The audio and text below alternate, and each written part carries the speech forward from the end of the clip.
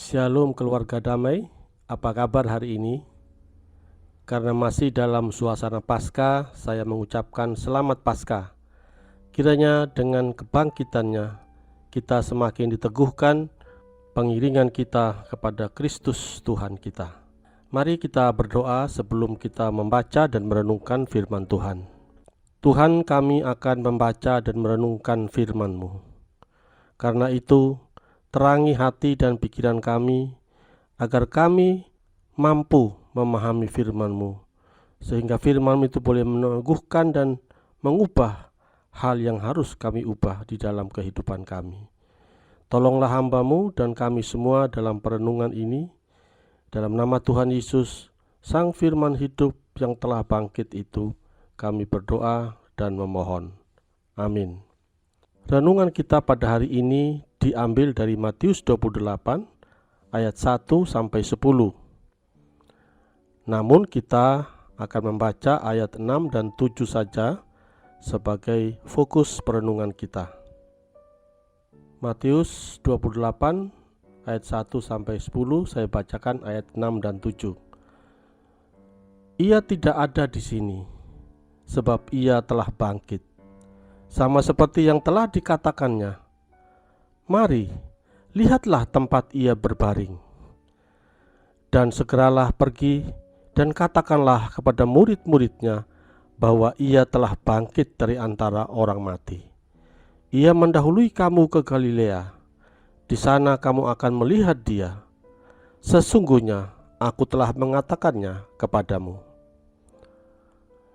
Bapak, Ibu, Saudara yang terkasih di dalam Tuhan Yesus, perasaan bingung, senang, dan takut mungkin itulah perasaan yang berkecamuk di dalam diri Maria Magdalena dan Maria yang lain ketika mereka tahu bahwa Yesus telah bangkit dari kematian dan kuburnya telah kosong.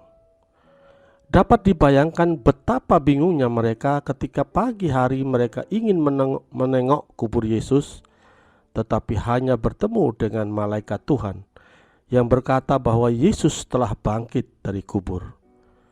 Ya, tentu saja bingung, bercampur tak percaya, karena inilah peristiwa yang pertama dalam sejarah kehidupan manusia. Mereka tentu saja senang karena apa yang mereka dengar dari mulut Yesus selama ini telah dibuktikan melalui kebangkitannya, bukan lagi sekadar isapan jempol.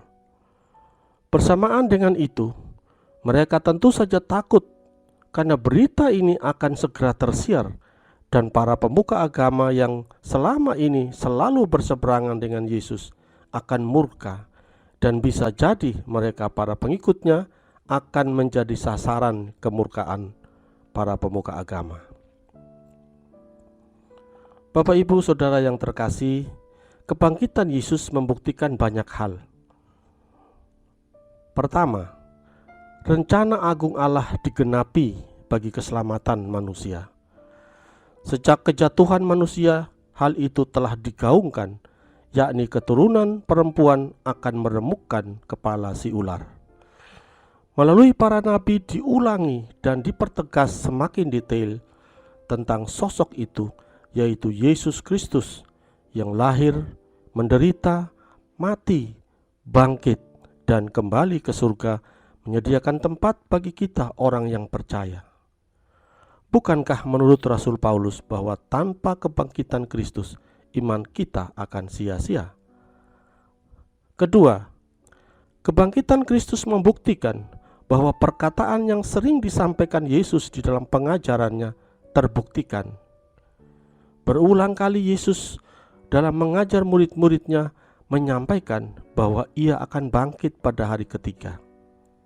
Kita tidak tahu persis berapa banyak yang benar-benar percaya kepadanya pada saat itu, termasuk para muridnya. Yang pasti, para pemuka agama Yahudi yang justru menangkap dan menyalibkan dia telah dibungkam oleh kebangkitannya. Ketiga, bagi kita saat ini, kebangkitan Yesus merupakan suatu jaminan bahwa kita kelak juga akan dibangkitkan setelah kematian. Kebangkitan Kristus menunjukkan bahwa Ia telah mengalahkan kuasa maut, kuasa iblis, dan kuasa dosa yang membelenggu manusia dari zaman ke zaman.